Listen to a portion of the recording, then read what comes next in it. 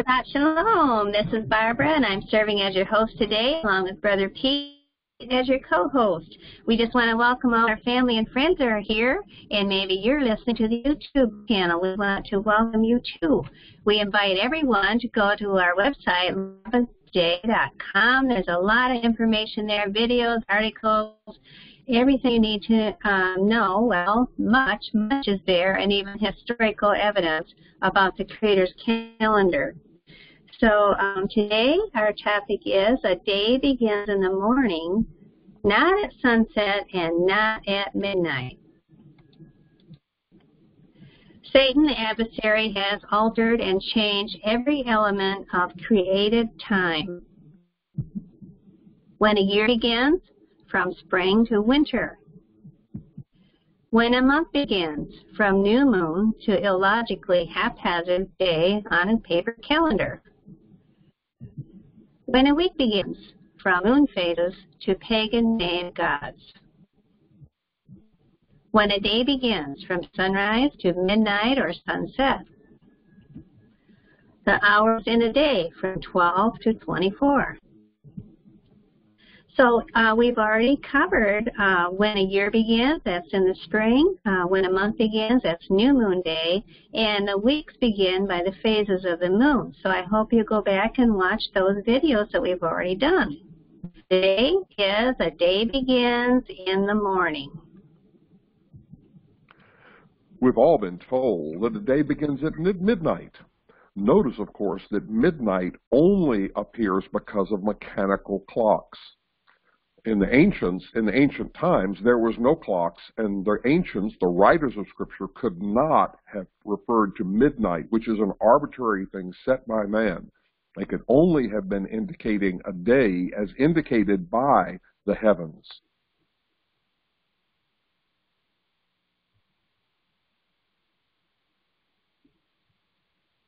Midnight is the transition time from one day to the next, the moment when the day changes on the local official clock time for any particular jurisdiction. By clock time, midnight is the opposite of noon, differing from it by 12 hours. Midnight is considered the start of a new day by the modern world.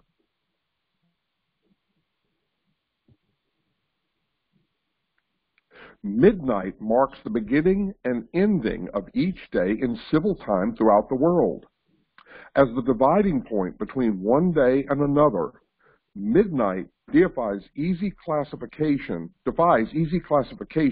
as either part of the preceding day or of the following day. Though there is no global unanimity on the issue, most often midnight is considered the start of a new day and is associated with the hour 0000, according to the clock of man. Okay, sunset to sunset. Seventh day Sabbatarians rest on the seventh Hebrew day, from sundown on Friday until sundown on Saturday. It is also observed by a minority of Christians. This is a quote from Wikipedia. Several Christian denominations, such as Seventh-day Baptist, Seventh-day Adventist, Sabbath Rest Advent Church, Church of God, Seventh-day, and other churches of God, observe the Sabbath similarly or less rigorously than Judaism. The Sabbath observance ends at Saturday sunset. This is what we've been taught, and I'm going to leave all these links below so that you can go and study them for yourself. This is from the fundamental beliefs of the Seventh-day Adventist. The Seventh-day Adventist official 28 fundamental beliefs state, the Sabbath is God's perpetual sign of His eternal covenant between Him and His people. Joyful observance of this holy time from evening to evening, sunset to sunset, is a celebration of God's creative and redemptive acts. We've been told that a day is from evening to evening. We have been taught that the Sabbath is observed from sundown dark Friday evening to sundown dark Saturday evening. Is this so? Before you answer, let's ask Abba, Father, to supply us with a generous portion of His set-apart Spirit. When does a day begin, according to Scripture? The adversary has counterfeited everything about time that was set in place at creation. No counterfeit is perfect. There are always obvious flaws if you know what to look for. The first serious flaw in most people's theology is that they generally believe that the word even or evening means the whole dark part of the night, and that morning means the whole light period of the day. However, the Hebrew word erev means dusk, evening, and leil, the Hebrew word for night, and erev are not synonymous.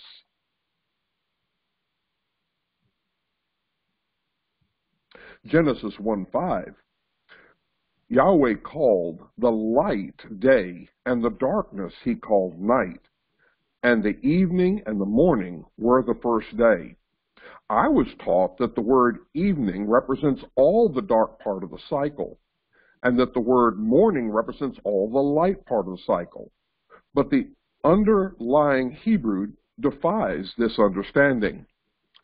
You may want to pause your video here and examine this graphic on the right, which helps visually explain the cycle.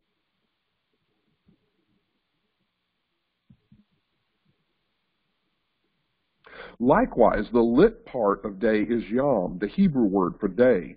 Bokar is the Hebrew word translated as morning, as used in the creation account, and very simply means only the early segment of a day, or morning, not the whole day, that is yom. The translators have not been honest with the Hebrew words given, and we have been taught to continue the dishonesty. When the Hebrew is honestly examined, an even and to even day is suddenly lost in translation.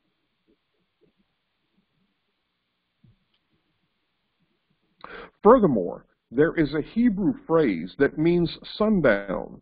It is shemesh, sun, and bo, down or set. The phrase shemesh bo is used to mean 3 different points of time: before sunset, as the sun is setting, and after sunset. Okay, for example, before the sun has set, Genesis 15:12, and that says, when the sun was going down, a deep sleep fell on Abram. As the sun is setting, Exodus 17:12. And that is until the going down of the sun. And here you'll see the sun on this line that represents the horizon. After the sun has set, Genesis 28:11, because the sun was set. If the Hebrew word erev, evening, means sunset, just before, during, or just after, why didn't Moses use the word erev in the 3 verses above? Or why didn't Moses use shemesh, bow, in all the places evening is used? The term even or evening in Hebrew is erev. In some places in Scripture, the term evening means noon, about 3 p.m., about the time the sun hits the horizon, the sun is just below the horizon, or the twilight time from sunset until darkness. That is a lot of different times that one word could mean. The period of twilight between sunset and dark is called erev, which means evening or evening, we've already said. And here's an example in Proverbs 7:8-9. He was going down the street near her corner, walking along in the direction of her house at twilight, as the day was fading, as the dark of the night set in. Here's another example, Ezekiel 12:7. So I did as I was commanded. I brought out my belongings by day, as though going into captivity, and at evening I dug through the wall with my hand. I brought them out at twilight.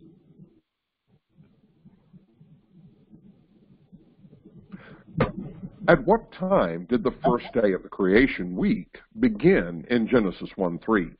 Without any luminaries in the heavens, there are no timekeepers for the earth. So until Yahweh said, "Let there be light," time as we understand it, that is days, weeks, months, and years, did not exist. Let me ask you, when Yahweh said, "Let there be light," did the light tarry for some 12 hours before it came on, or did it come on immediately? I believe it came on as soon as he commanded it to come forth. Thus, days began, as we understand it, at that moment, because a day did not exist, nor can a day exist on planetary Earth without the sun to mark the day. And again, stop, pause, and examine the graphic on the right to understand this cycle. This was the first weekday on planet Earth, and it began with light. Interestingly enough, day 1 also ended with light at morning. Question: if day 1 ended with morning, which is exactly what it says in Genesis 1:5, when did day 2 begin? Answer: at morning, the same time that day 1 ended. Here's a verse, Genesis 1:5, Elohim called the light day, and darkness he called night. We've all been taught, and the evening and the morning were the blank day. This is listed several times during creation week, and we thought that the day began in the evening. But if that was so, then the day would end at evening. However, Scripture says the day ends with morning. In fact, the first 6 creation days all end the following morning. If Moses had meant that the day ended when the daylight ended, which is at even, he would have written Yom rather than morning. The first day began with light. Later there was an evening. And later still there was another morning. And they call this day 1.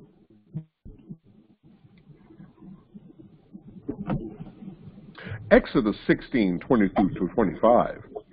This is the first place in Scripture that uses the word Sabbath.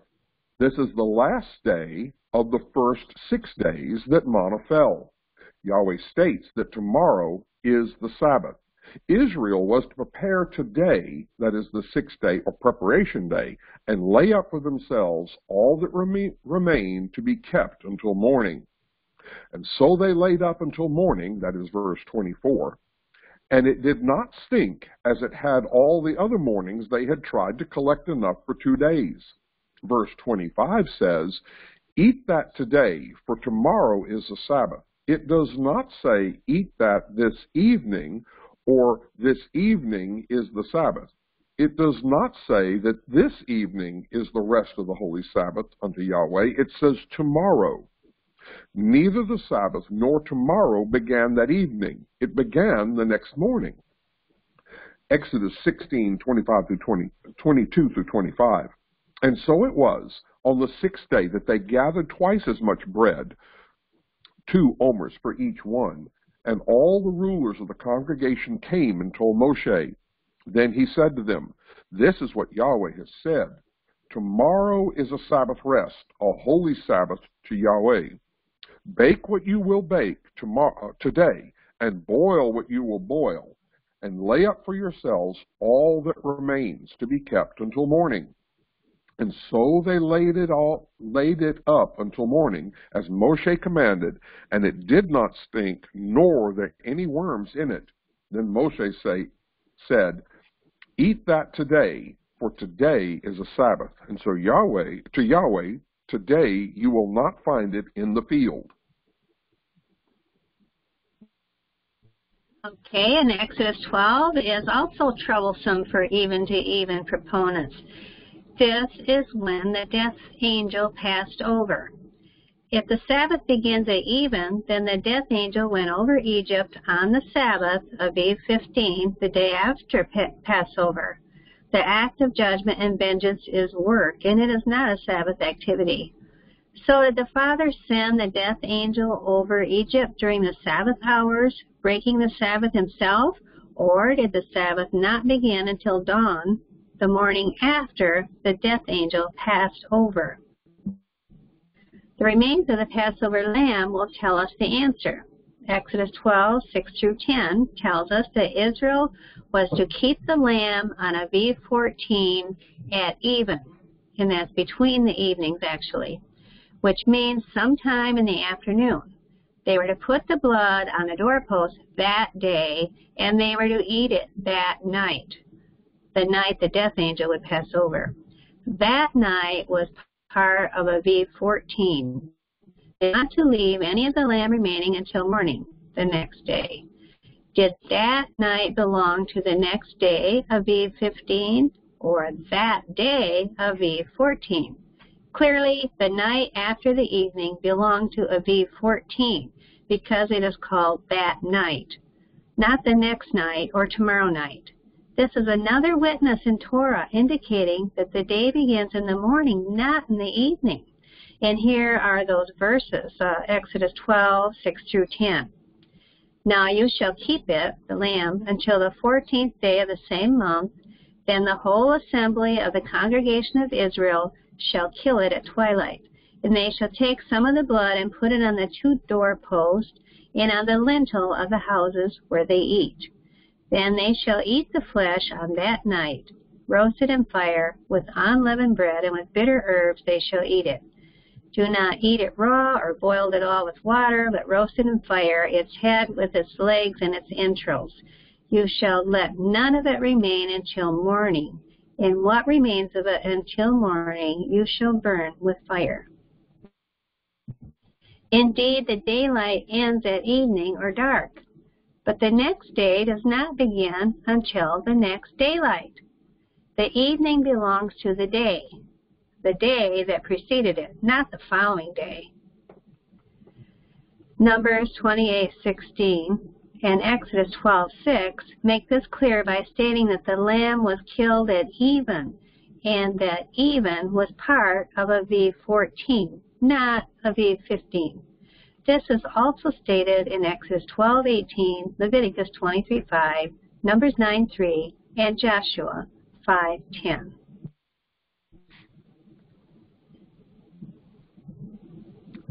The manna, Numbers 11:32. And the people stood up all that day and all that night and all the next day, and they gathered the quails. He that gathered least gathered 10 omers, and they spread them all abroad for themselves round about the camp. If the day began at evening, was it not possible for Moshe to write the word next before the word night? He wrote the word next before the word day. Again, the day cannot begin at evening, or it would have been written that they stood all that day, all the next night, and all the next day. That's Exodus 10:13, 1 Samuel 19:24, and 28:20 present the same argument. So we've done quite a few YouTubes about this topic. If Day of Atonement begins in the evening, then when does a day begin? Sabbath begins in the morning at sunset. And when does a day begin? Part 1 and 2. And you can find those on our website and on the YouTube channel. There are plenty of witnesses in Scripture when a day begins. And this is not an exhaustive study. There is a lot more information in Scripture that supports the dawn-to-dawn issue. The adversary has counterfeited everything about time that was set in place at creation. He has changed when a day begins from daylight to midnight or sunset. And Daniel 7:25 says, And he shall speak great words against the Most High, and shall wear out the saints of the Most High, and think to change times and laws. And he certainly has. So don't forget to go to our website, lunarsabbathday.com, to access materials directly related to today's topic about when does a day begin. Thank you for being here today, and we'll be back next week, Yah willing.